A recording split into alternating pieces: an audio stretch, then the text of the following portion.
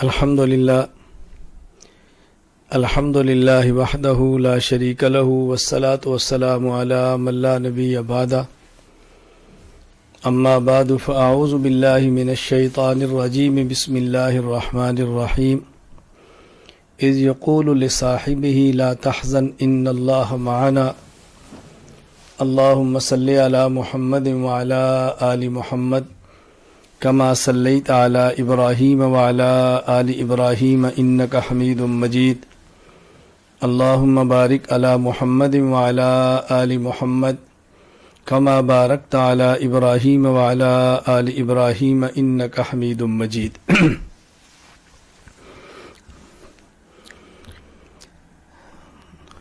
نبوت کے بعد سب سے بڑا مقام اور مرتبہ صحابیت کا ہے. پھر نبوت انسانیت میں سب سے اعلیٰ مقام ہے اور انبیاء علیہ السلام میں سے سب سے اعلیٰ مقام خاتم الانبیاء، سید الانبیاء، امام الانبیاء، نبی الانبیاء حضرت محمد مصطفیٰ صلی اللہ علیہ وسلم کا ہے. صحابہ کرام رضی اللہ عنہم مجمعین میں سے سب سے اعلیٰ عرفہ افضل مقام حضرت سیدنا ابو بکر صدیق رضی اللہ تعالی عنہ کا ہے. نبوت ایک وہبی چیز ہے، کسبی چیز نہیں. نبی انسان عمل سے نہیں بنتا بلکہ محض اللہ کی عطا سے بنتا ہے. نبوت کے بعد سب سے بڑا مقام و مرتبہ یہ صحابیت کا ہے. اس کو اچھی طرح ذہن نشین فرمائیں. نبوت کمالات میں سے کمال علمی کا نام ہے. دنیا میں جتنے بھی کمالات ہیں ان کمالات کا حاصل، ان کمالات کا مجموعہ، ان کمالات کا خلاصہ دو ہیں. نمبر 1 کمال علمی، نمبر 2 کمال عملی. نبوت کمال علمی ہے. اس پہ دلیل کیا ہے؟ کسی شخص کا کمال وہ ہوتا ہے جو اس میں ہو اور دوسرے میں نہ ہو، یا جتنا اس میں ہو اتنا دوسرے میں نہ ہو. جو علم اللہ نبی کو دیتا ہے، نبی کی امت میں سے کسی کے پاس اور امت کے سارے افراد کو ملا بھی لیا جائے تو ان کا علم پیغمبر کے برابر کیا پیغمبر کے علم کے قریب بھی نہیں ہوتا. جہاں تک تعلق ہے عمل کا، اس میں بظاہر مقدار میں کبھی کوئی امتی عمل میں نبی سے آگے نکلتا ہے. میں مثال کے طور پہ عرض کرتا ہوں، حضور اکرم صلی اللہ علیہ وسلم نے اپنے 23 سالہ دور نبوت میں ایک حج فرمایا. امتی کئی ملیں گے جن نے 10 حج کیے، 20 حج کیے، 50 حج کیے، اور جب ساری امت کے حج جمع کریں گے تو بظاہر حج بہت زیادہ ہو جائیں گے. تو بظاہر امتی عمل میں نبی سے بڑھتا ہے، وہ حقیقت میں وہ بھی نبی سے آگے نہیں بڑھ سکتا. اس پر میں تفصیلی بات تحذیر الناس میں کر چکا ہوں. میں سمجھانا یہ چاہ رہا ہوں کہ نبوت کمال علمی ہے. لہذا جس پیغمبر میں، جس نبی میں جتنا علم زیادہ ہوگا، جس نبی کے پاس علم جتنا زیادہ ہوگا، اتنا ہی وہ نبی دوسرے نبی سے افضل ہوگا. قرآن کریم میں ہے تلک رسل فضلنا بعضهم علی بعض. اللہ فرماتے ہیں ان انبیاء اور رسولوں میں سے ہم نے بعض کو بعض پر فضیلت عطا کی ہے. نبیوں کے درمیان وجہ فضیلت و علم ہے، کیونکہ کمال علم ہے.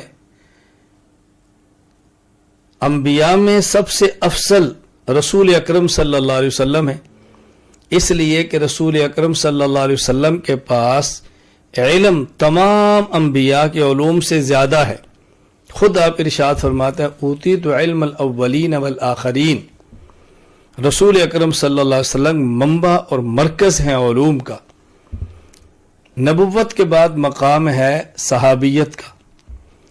صحابہ کرام میں جو وجہ فضیلت ہے اور صحابہ کرام میں جو وجہ کمال ہے وہ صحابیت ہے.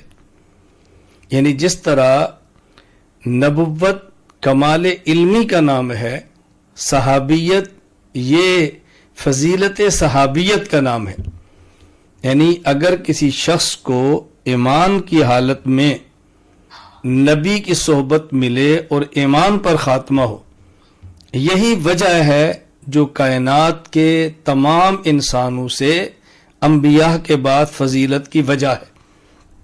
صحابیت یعنی صحابی جو انبیاء کے بعد دوسرے لوگوں سے افضل ہے، اس کی وجہ صحابی کا علم نہیں ہے، اس کی وجہ اس کا زہد نہیں ہے، اس کی وجہ اس کا جہاد نہیں ہے، اس کی وجہ اس کی سخاوت نہیں، اس کی وجہ اس کی تلاوت قرآن نہیں، اس کی وجہ اس کی تہجد اور شب بیداری نہیں، اس کی وجہ شجاعت نہیں، اس کی وجہ صحابیت ہے. تو جس طرح نبوت کمال علمی ہے، تو انبیاء میں سے جس نبی کے پاس علم زیادہ اتنا ہی وہ نبی دوسرے انبیاء سے افضل. تو صحابہ کرام رضی اللہ عنہ مجمعین میں سے جس شخص کے پاس صحابیت جتنی زیادہ ہے، اتنا ہی وہ دوسرے صحابہ کرام سے افضل شمار ہوگا. اب اس پر آپ دیکھیں تو حضرت سیدنا صدیق اکبر رضی اللہ تعالیٰ عنہ ممتاز نظر آتے ہیں. ابو بکر صدیق رضی اللہ تعالیٰ عنہ کو جو شرف صحابیت، جو طول صحبت نبوت ملی ہے، اس کی مثال 1,44,000 کم و بیش صحابہ کرام رضی اللہ عنہ مجمعین میں نہیں ہے. میں گزارش کرتا ہوں ایک وجہ سمجھیں. صحابہ کرام میں سب سے زیادہ طویل و صحبت ابو بکر صدیق ہے. رسول اکرم صلی اللہ علیہ وسلم نے اعلان نبوت فرمایا تو سب سے پہلے وہ شخص جو مرد ہے، آزاد ہے اور بالغ ہے، باتیں ذہن میں رکھیں، سب سے پہلے وہ شخص جو مرد ہے، بالغ ہے اور آزاد ہے، وہ کلمہ پڑھنے والا حضرت ابو بکر صدیق رضی اللہ تعالی عنہ ہے. حضرت خدیجۃ الکبریٰ رضی اللہ عنہا نے سب سے پہلے کلمہ پڑھا، لیکن خواتین میں سے سب سے پہلی خاتون حضرت سیدہ خدیجہ کبریٰ ہیں. حضرت علی المرتضیٰ رضی اللہ عنہ کلمہ پڑھا، لیکن وہ نابالغ تھے. نابالغ بچوں میں سب سے پہلے جس نے کلمہ پڑھا حضرت علی المرتضیٰ ہے رضی اللہ عنہ. حضرت زید بن حارثہ رضی اللہ عنہ کلمہ پڑھا، وہ غلام ہیں. غلاموں میں جس شخص نے سب سے پہلے کلمہ پڑھا رسول اکرم صلی اللہ علیہ وسلم کا، وہ حضرت زید رضی اللہ تعالی عنہ ہے. لیکن وہ شخص جو مرد بھی ہو، بالغ بھی ہو اور آزاد بھی ہو، اور سب سے پہلے جس نے کلمہ پڑھا ہو، وہ حضرت ابو بکر صدیق رضی اللہ تعالی عنہ ہے. گویا رسول اکرم صلی اللہ علیہ وسلم کا جو ساتھ ہے، نبوت کی جو صحبت ہے، وہ سب سے زیادہ حضرت ابو بکر صدیق رضی اللہ تعالی عنہ کو ملی ہے. 23 سالہ دور نبوت کا سب سے بڑا ساتھی وہ حضرت ابو بکر صدیق رضی اللہ تعالی عنہ ہے. یہ معمولی اعزاز نہیں ہے، یہ معمولی اعزاز نہیں. دوسری بات، حضرت ابو بکر صدیق رضی اللہ تعالیٰ عنہ کے والد محترم ابو قحافہ عثمان، حضرت ابو بکر صدیق رضی اللہ تعالیٰ عنہ کے بیٹے حضرت عبد الرحمن، حضرت صدیق اکبر رضی اللہ تعالیٰ عنہ کے پوتے محمد، یہ صحابی ہیں. تو صحابہ کرام میں سے ابو بکر صدیق واحد وہ شخص ہے کہ جس کی 4 نسلوں کو شرف صحابیت حاصل ہے. عثمان ابو قحافہ، ان کے بیٹے ابو بکر، اور ان کے بیٹے عبد الرحمن، اور ان کے بیٹے محمد. یہ صحابہ کرام رضی اللہ عنہ مجمعین میں سے، اور پوری تاریخ انسانی میں کسی کو عظمت اور یہ شرف حاصل نہیں ہوا جو ابو بکر صدیق رضی اللہ تعالی عنہ کو ہے. گویا طویل الصحبت بھی ہیں، اور خاندان کے اعتبار سے آپ ان کے نسب کو دیکھیں تو کثیر و صحبت بھی ہے. ابو بکر صدیق رضی اللہ تعالیٰ عنہ کا خونی رشتہ اوپر سے نیچے، نیچے سے اوپر تک 4 نسلیں پیغمبر کی صحابی بنی ہیں، جو کہ معمولی اعزاز نہیں ہے. اللہ اکبر، بہت بڑا اعزاز ہے. اور پھر تیسری بات صحابیت کے حوالے سے، رسول اکرم صلی اللہ علیہ وسلم کے صحابہ کرام میں سے کسی نہ کسی صحابی کی کوئی خصوصیت ہے. مثلا حضرت عثمان رضی اللہ عنہ کی خصوصیت یہ ہے کہ یکے بعد دیگرے ان کے نکاح میں نبی کی 2 بیٹیاں آئی ہیں، ان کو ذوالنورین کہتے ہیں.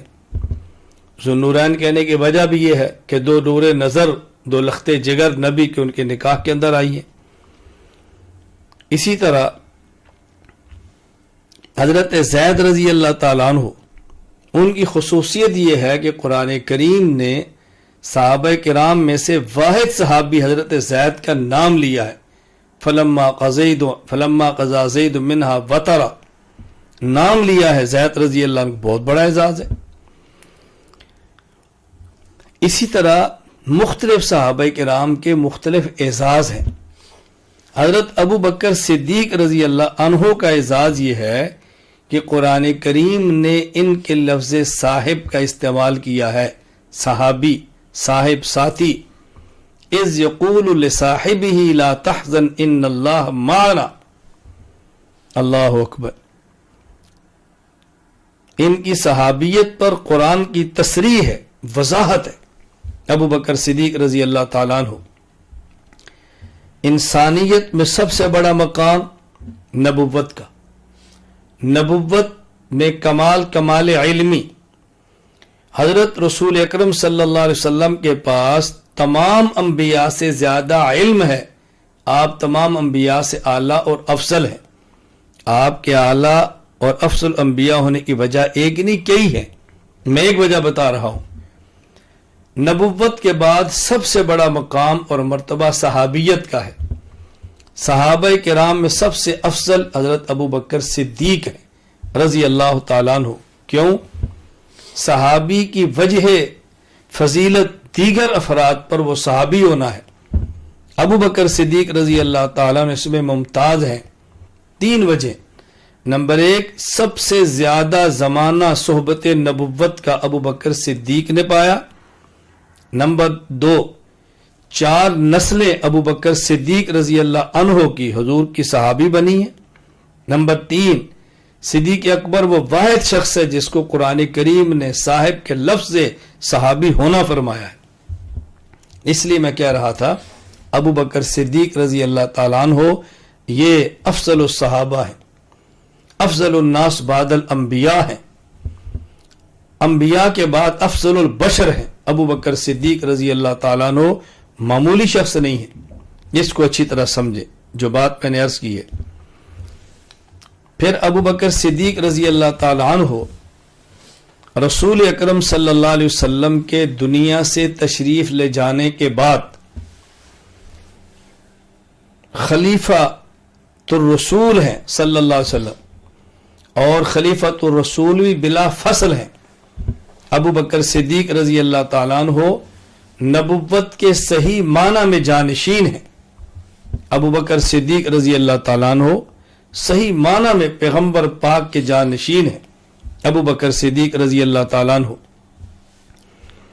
دیکھیے، رسول اکرم صلی اللہ علیہ وسلم کے بعد جو یکے بعد دیگرے صحابہ کرام میں سے خلفاء بنے، ابو بکر، عمر، عثمان، علی رضی اللہ عنہم خلفاء راشدین. ان چاروں میں ابو بکر اور عمر یہ رسول اللہ صلی اللہ علیہ وسلم کے سسر ہیں، کیونکہ صدیق کی بیٹی عائشہ حضور کے گھر میں ہے، عمر کی بیٹی حفصہ حضور کے گھر میں ہے رضی اللہ عنہم. حضرت عثمان علی داماد بنے ہیں. رسول اللہ صلی اللہ علیہ وسلم کی بیٹی رقیہ ام کلثوم یکے بعد دیگرے عثمان کے گھر میں ہیں. رسول اللہ صلی اللہ علیہ وسلم کی بیٹی فاطمۃ الزہرا حضرت علی کے گھر میں ہیں. ابو بکر عمر سسر ہیں، عثمان علی داماد ہیں. سسر باپ کی طرح ہے، داماد بیٹے اولاد کی طرح ہے. پھر ان میں ابو بکر مسلمان پہلے، عمر میں بڑے، قربانی زیادہ، ابو بکر کا نمبر 1 ہے۔ عمر میں چھوٹے، اسلام بعد ملا ہے، قربانی کم، نمبر 2 پر ہے۔ حضرت عثمان و علی میں سے عثمان داماد دوہرے ہیں، نمبر 3 ہے۔ علی داماد اکارے ہیں، نمبر 4 ہے۔ ترتیب خلافت میں صدیق اکبر رضی اللہ تعالیٰ عنہ خلیفہ اول بلا فصل ہے۔ صدیق اکبر رضی اللہ تعالیٰ عنہ کے اعزازات کئی ہیں، ایک اعزاز نہیں ہے، لیکن یہ 2 اعزاز کان کھول کے سنیں، توجہ سے سنیں۔ جو بات میں کہہ رہا ہوں میں پوری امت کے سامنے یہ بات بڑی تحدی اور چیلنج اور دعوے کے ساتھ کہہ رہا ہوں، دلیل کی بنیاد پہ کہہ رہا ہوں، حمیت اور صدیق کی غیرت کی بنیاد پہ کہہ رہا ہوں کہ یہ 2 چیزیں ایسی ہیں کہ جن میں سے کسی ایک کا انکار کرنے والا شخص مسلمان نہیں رہ سکتا۔ جو حضرت ابو بکر صدیق رضی اللہ عنہ کو صحابی نہ مانے، مسلمان وہ بھی نہیں ہوتا۔ جو صدیق اکبر کو حضور صلی اللہ علیہ وسلم کے بعد خلیفہ اول بلا فصل نہ مانے، مسلمان وہ بھی نہیں ہوتا۔ یہ صدیق اکبر کی بنیادی 2 بڑی خصوصیات ہیں، اس کو توجہ سے، اس کو معمولی بات نہ سمجھیں۔ یہ عقیدے کا مسئلہ ہے، یہ نظریے کا مسئلہ ہے، یہ ایمان کی غیرت کا مسئلہ ہے، یہ مسلمان کی ایمانی غیرت کا تقاضا ہے۔ اپنے عقائد کو پڑھو، عقائد کو سمجھو، عقائد پہ دلائل لو، اور پھر عقائد کو لے کر پوری دنیا میں پھیل جاؤ۔ دلیل کی طاقت تمہارے پاس ہونی چاہیے، غیرت تمہارے پاس ہونی چاہیے، تقوی کی زندگی تمہارے پاس ہونی چاہیے۔ اپنی خلوت کو گناہوں کی آلودگی سے بچا کے چلو، اللہ کی مدد آپ کے ساتھ ہے، اللہ کی نصرت آپ کے ساتھ ہے، اللہ کی مدد آپ کے ساتھ ہے۔ رسول اکرم صلی اللہ علیہ وسلم کے جانشین صحابی ابو بکر رضی اللہ عنہ بہت خصوصیات کے حامل ہیں۔ میں اب تیسری بات کہتا ہوں، حضرت صدیق اکبر رضی اللہ تعالی عنہ کے بارے میں اگر کوئی مجھ سے مختصر تعریف پوچھے تو میں کہا کرتا ہوں صدیق عکس نبوت کا نام ہے، صدیق عکس نبوت کا نام ہے۔ رسول اللہ صلی اللہ علیہ وسلم کے اوصاف چلتے پھرتے اگر آپ نے کسی نے دیکھنے ہو، ابو بکر صدیق میں دیکھے۔ رسول اللہ صلی اللہ علیہ وسلم سے بڑا انسان سخی کوئی نہیں، صحابہ کرام میں اور پیغمبر کے بعد پوری امت میں ابو بکر صدیق سے زیادہ سخی کوئی اس کی مثال آپ پیش نہیں کر سکتے کہ جب اللہ کے نبی دین کے لیے مال مانگیں، صدیق وہ شخص ہے جو اپنے گھر میں جھاڑو دے کر دھاگے اور سوئی تک کو نبی کی خدمت پہ پیش کرتے ہیں، کوئی اس کی مثال آپ پیش نہیں کر سکتے۔ نبی کریم صلی اللہ علیہ وسلم سے بڑا دنیا میں شجاع اور بہادر کوئی نہیں، ابو بکر صدیق رضی اللہ تعالیٰ عنہ سے بڑا انبیاء کے بعد بہادر کوئی نہیں۔ خود حضرت علی رضی اللہ عنہ فرمایا کرتے تھے اشجع الناس بعد الانبیاء ابو بکر، فرماتے ہیں کہ ہم میں سب سے بہادر ذات ابو بکر صدیق کی ہے۔ آپ غزوہ حنین کو دیکھیں، نبی صلی اللہ علیہ وسلم آگے بڑھ رہے ہیں، آپ کی جماعت کے پاؤں اکھڑ گئے، اس طرح اچانک دشمن نے تیر اندازی کی، ایک مرتبہ پاؤں کھڑے اور رسول اللہ صلی اللہ علیہ وسلم آگے بڑھ رہے ہیں اور فرماتے ہیں انا النبی لا کذب انا ابن عبد المطلب، انا النبی لا کذب انا ابن عبد المطلب، انا النبی لا کذب انا ابن عبد المطلب۔ حضور تنہا بڑھ رہے ہیں، رکنے والے نہیں۔ نبی کریم صلی اللہ علیہ وسلم کے جانے کے بعد مانعین زکوٰۃ کا فتنہ، مرتدین کا فتنہ، مسلمہ کذاب کا فتنے جوش مار رہے تھے، اور ابو بکر صدیق رضی اللہ تعالیٰ عنہ تنہا گھوڑے پر سوار ہیں اور ہاتھ میں تلوار لے کر فرماتے ہیں لو منعونی اقالا لیؤدونہ الی رسول اللہ صلی اللہ علیہ وسلم لاقتلہم۔ حضور کے دور میں جو رسی اونٹ کی زکوٰۃ میں دیتے تھے، اگر تم نے نہ دی میں صدیق تنہا تم سے قتال اور جہاد کروں گا۔ امام سیوطی رحمہ اللہ فرماتے ہیں صدیق اکبر ارتداد کے دور میں ایسے کھڑی تھے جیسے نبی کھڑا ہوتا ہے۔ ابو بکر صدیق رضی اللہ عنہ عکس نبوت ہے، میں کیسے سمجھاؤں آپ کو؟ نبی کریم صلی اللہ علیہ وسلم کے ایسے اوصاف کا جو نظارہ تھا ابو بکر صدیق میں نظر آتا تھا، سخاوت صدیق میں، اللہ اکبر نمایاں ہے، شجاعت صدیق میں نمایاں ہے، اور صداقت ابو بکر صدیق میں نمایاں ہے، اللہ اکبر نمایاں ابو بکر صدیق میں۔ آپ جو جو وصف لیں گے ابو بکر صدیق کو ممتاز پائیں گے۔ صدیق اکبر رضی اللہ عنہ کے بارے میں نے آج کی مجلس میں 3 باتیں یہ نوٹ فرما لیں۔ نمبر 1، ابو بکر صدیق رضی اللہ تعالی عنہ رسول اللہ صلی اللہ علیہ وسلم کے پہلے اور طویل الصحبت اور قرآن کریم کے نص قطعی کے مطابق صحابی ہیں، جن کی صحابیت کا انکار کرنے سے بندہ مسلمان نہیں رہتا۔ ابو بکر صدیق رضی اللہ تعالی عنہ خلیفہ اول بلا فصل ہیں، جن کی خلافت بلا فصل کا انکار کر کے بندہ مسلمان نہیں رہتا۔ ابو بکر صدیق رضی اللہ تعالی عنہ یہ عکس نبوت ہے، نبی کریم صلی اللہ علیہ وسلم کے مزاج کو جاننے والا شاید ابو بکر صدیق سے زیادہ کوئی نہ ہو۔ ابو بکر صدیق نے رسول اللہ صلی اللہ علیہ وسلم کے مزاج کو سمجھا ہے، اللہ اکبر مزاج کو سمجھا ہے۔ صدیق نے وفا کی ہے نبی کے ساتھ، اور آپ نے وفاؤں کا بدلہ دیا ہے صدیق کو۔ عجیب جانثار انسان تھا۔ صحابہ کرام رضی اللہ تعالیٰ عنہ مجمعین جیسا عاشق سورج نے نہیں دیکھا، تو صدیق سے بڑا عاشق صحابہ کرام سمیت دنیا کسی فرد نے نہیں دیکھا۔ عجیب انسان تھے ابو بکر صدیق رضی اللہ تعالیٰ عنہ، عجیب زندگی، اللہ اکبر۔ میں کبھی ایک بات عرض کیا کرتا ہوں کہ ایک مسئلہ غار کا ہے، ایک مسئلہ مزار کا ہے۔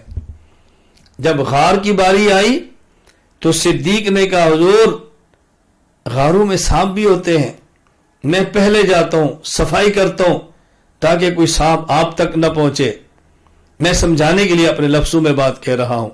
ابو بکر صدیق اندر گئے ہیں، نبوت کو بچایا ہے۔ جب قبر کی باری آئی تو قبر میں بھی سانپ ہوتے ہیں، تو صدیق تر سے پہلے حضور جا رہے ہیں۔ غار میں حفاظت صدیق نے کی ہے، مزار میں حفاظت نبی نے کی ہے۔ صدیق غار میں حفاظت کر رہا تھا، مزار میں آج نبی صدیق کی حفاظت فرما رہے ہیں۔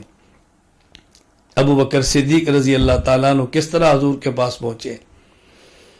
آپ حضرات کے علم میں ہے واقعہ، حضرت امام راضی رحمہ اللہ تفسیر کبیر میں لکھا ہے، علامہ اجری نے شریعہ میں لکھا ہے، آپ پڑھیں ذرا۔ ابو بکر صدیق رضی اللہ تعالیٰ عنہ کیا اعتماد ہے اپنے پیغمبر پر، کیا اعتماد ہے اپنے رسول پر، کیا اعتماد ہے اپنے یار پر۔ یاری ہو تو ایسی ہو، کوئی دنیا ایسی مثال پیش کرے۔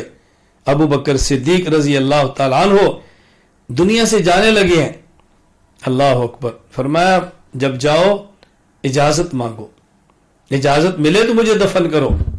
حضرت امام راضی فرماتے ہیں لما حملت جنازتہ الی قبر النبی صلی اللہ علیہ وسلم، صدیق کے جنازے کو اٹھایا، صحابہ حضور کی قبر کے پاس لے کر گئے، وہاں رکھ دیا۔ نودی السلام علیکہ یا رسول اللہ، صحابہ نے حضور کی خدمت میں سلام عرض کیا، اور کیا کہا؟ ابو بکر بالباب، حضور صدیق دروازے پر ہے۔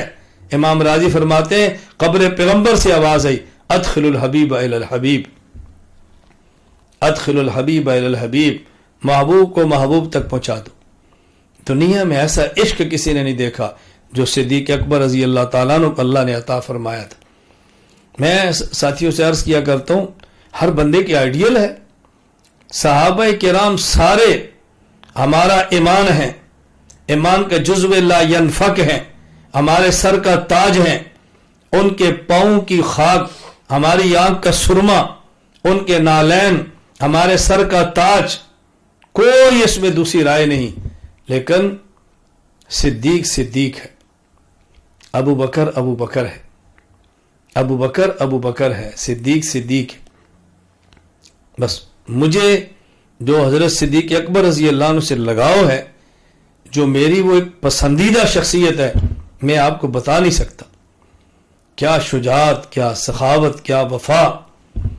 میں چونکہ ایک تحریک چلا رہا ہوں، پورے عالم میں عقائد کی تحریک لے کر اٹھاؤں، میری خواہش ہے اہل سنت والجماعت کے صحیح عقائد کچے پکے گھر تک پہنچے، امیر اور غریب تک پہنچے، مرد اور عورت تک پہنچے، دین اصلی شکل میں امت کے ہر فرد تک پہنچے، اس کے لیے میں بستی بستی گیا ہوں، گاؤں گاؤں گیا ہوں، قریہ قریہ گیا ہوں، شہر شہر گیا ہوں، جس ملک تک میں جا سکتا تھا میں گیا ہوں، جو تکلیف اٹھا سکتا تھا اٹھائی ہے، جو میرے بس میں تھی اللہ قبول فرما لے، میں نے مشقت برداشت کی ہے۔ اب ظاہر ہے جو یوں تحریک کو لے کر اٹھتا ہے اس کو چاہیے اپنے ساتھ افراد، اور میں یقین کرے کہا کرتا ہوں کہ تحریک اس وقت نتیجے پر پہنچتی ہے جب ایک صدیق مل جائے، ایک فاروق مل جائے، عثمان مل جائے، علی مل جائے، پھر تحریک پہنچتی ہے۔ میں جو صدیق کا شیدا ہوں اس لیے کہ میں ایک تحریک چلا رہا ہوں، حضرت صدیق جیسے افراد چاہیے جو اپنی جان پیش کر دیں، اپنا مال پیش کر دیں، وفاداری پیش کر دیں، اپنے وجود کو اپنے قائد پر فنا کر دیں، تحریک اسے نتیجے پر پہنچتی ہے۔ میں گزارش کرتا ہوں تخصص کے طلباء سے، دورہ حدیث کے طلباء سے، اپنے ساتھ تعلق رکھنے والے ہر فرد سے میں آپ سے گزارش کرتا ہوں، آؤ میرا دست و بازو بنو۔ اگر عقائد کی محنت جو میں لے کر نکلا ہوں یہ حق ہے اور یہ صحیح ہے، منہج درست ہے، ہمارے اکابر کی دعوت ہے، تو دست و بازو بنو، میدان عمل میں نکلو، اپنا سب کچھ پیش کرو۔ اور میں خدا کی قسم اٹھا کر کہہ رہا ہوں، اللہ مال اسی کا لیتے ہیں جس کے مال کو پسند فرماتے ہیں، وقت اسی کا لیتے ہیں جس کا وقت پسند فرماتے ہیں، جان اسی کی لیتے ہیں جس کی جان کو پسند فرماتے ہیں، اولاد اسی کی لیتے ہیں جس کی اولاد پسند فرماتے ہیں، گھر اسی کا لیتے ہیں جس کا گھر پسند فرماتے ہیں۔ جس کا کچھ لگ جائے وہ اللہ کا شکر ادا کرے، اور جس کا کچھ نہ لگے وہ روئے، جس کا کچھ نہ لگے وہ روئے کہ میں قبول کیوں نہیں ہو رہا۔ یہ کوئی چلاکی نہیں ہے کہ آدمی اپنی جان چھڑا کے نکل جائے۔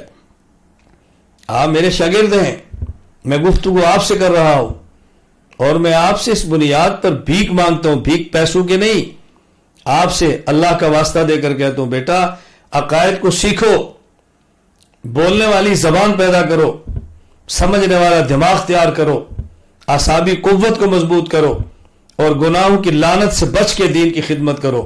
دنیا اللہ آپ کے قدموں میں لا دے گی، اللہ دنیا کے کونے کونے تک آپ کو پہنچا دے گی۔ ہمارے ذمے حق کی آواز لگانا ہے، پہنچانا اللہ کا کام ہے، میدان میں نکلنا ہمارے ذمے ہے، نصرت اور مدد میرے اللہ کے ذمے ہے، صحیح عقیدہ بیان کرنا ہمارے ذمے ہے، کچے پکے گھر تک پہنچانا میرے اللہ کی ذمہ داری ہے۔ ذا جاء الحق وزهق الباطل، حق آتا ہے تو باطل دوڑتا ہے، حق نہیں آئے گا میدان میں باطل دوڑے گا کیسے؟ میں اس لیے گزارش کرتا ہوں آؤ اپنا مزاج بناؤ۔ حضرت صدیق اکبر رضی اللہ تعالیٰ عنہ وہ صحابی رسول ہیں جن کی صحابیت کا انکار کرنا دائرہ ایمان سے نکال دیتا ہے، وہ خلیفہ اول بلا فصل ہیں جن کی خلافت کا انکار کرنا دائرہ اسلام سے نکال دیتا ہے۔ ابو بکر صدیق رضی اللہ عنہ سے نبوت ہیں، نبی کے وفادار ہیں، نبی کے عاشق ہیں، صدیق تو صدیق ہے۔ اللہ مجھے اور آپ کو بات سمجھنے کی توفیق عطا فرمائے۔ میں آخری گزارش آپ حضرات سے کروں گا، بیان کرنا عبادت ہے، بیان سننا عبادت ہے، کوئی شک نہیں، لیکن اپنے اندر ان چیزوں کو اپنانا، اپنے اندر ان صفات کو پیدا کرنا یہ اصل ہے۔ صرف لذت کے لیے بیان نہ کریں، لذت کے لیے بیان نہ سنیں، واہ واہ کے لیے بیان نہ کریں اور واہ واہ کے لیے بیان نہ سنیں۔ بیان کرنے والا ذہن بنائے کہ میں نے عمل کرنا ہے، بیان سننے والا ذہن بنائے کہ میں نے عمل کرنا ہے۔ ہم نے صدیق کے نقش قدم پہ چلنا ہے انشاءاللہ العزیز، ہر حال میں نبوت کے دین کا ساتھ دینا ہے، ہر حال میں ختم نبوت پہ پہرا دینا ہے، ہر حال میں صحابہ کرام کا دفاع کرنا ہے، ہر حال میں ائمہ مجتہدین کا دفاع کرنا ہے، ہر حال میں اپنے اکابر کے ساتھ رہنا ہے، ہر حال میں حق کو بیان کرنا ہے، ہر حال میں ڈنکے کی چوٹ پہ دلیل کے ساتھ، اعتدال کے ساتھ، اخلاص کے ساتھ دین حق کو بیان کرنا ہے، کرتے رہنا ہے، اور اسی پر ہم نے اللہ سے اپنی موت مانگنی۔ اللہ تعالیٰ مجھے بھی قبول فرمائے، اللہ تعالیٰ آپ کو بھی قبول فرمائے، اللہ ہم سب کو اپنے دین کی عالی خدمت کے لیے قبول فرمائے۔ وآخر دعوانا ان الحمدللہ رب العالمین۔ الحمدللہ رب العالمین वस्सलातु वस्सलामु अला रसूलिही व अला आलिही व अस्हाबिही अजमाइन। रब्बना ज़लमना अनफुसना व इल्लम तग़फिर लना व तरहमना लनकूनन्न मिनल खासिरीन। रब्बना आतिना फिद दुनिया हसनतन व फिल आखिरति हसनतन व क़िना अज़ाबन नार। ए अल्लाह करीम, हम सबको जो कहा सुना इस पर अमल की तौफीक अता फरमा। ए अल्लाह, हम सबको दीन का खादिम बना। ए अल्लाह, दीन की मकबूल खिदमत के लिए कबूल फरमा। ए अल्लाह, में समझने वाला दिमाग, ए अल्लाह समझने वाला दिल अता फरमा, महफूज रखने वाला दिमाग अता फरमा। ए अल्लाह करीम, बयान करने वाली ज़बान अता फरमा। ए अल्लाह, निफाक से बचा, बेहयाई से बचा, किज़ब से बचा, गुनाहों की लानत से बचा। ए अल्लाह, गुनाहों की दलदल से हमें निकाल दे। ए अल्लाह, तो हमारी हिफाजत फरमा। ए अल्लाह, हमारा माल, हमारी जान, हमारा घर, हमारी औलाद, सब कुछ अल्लाह करीम तो अपने दीन के लिए कबूल फरमा ले। ए अल्लाह कबूल फरमा ले। ए अल्लाह कबूल फरमा ले। हमें सहाबा का ग़ुलाम बना दे। ए अल्लाह, में सहाबा का ग़ुलाम बना दे। हम नलायकों को क़यामत के दिन ए अल्लाह शर्मिंदा होने से बचा ले, रुसवा होने से बचा ले। जो दुआएं मांगी अपने करम से कबूल फरमा ले। ए अल्लाह, अपने करम से कबूल फरमा ले। वसल्लल्लाहु तआला अला रसूली खैर खल्क़िही मुहम्मदिन व अला आलिहि व अस्हाबिही अजमाइन। आमीन बिरहमतिका या अरहमर राहिमीन। अस्सलामु अलैकुम व रहमतुल्लाहि व बरकातुहू।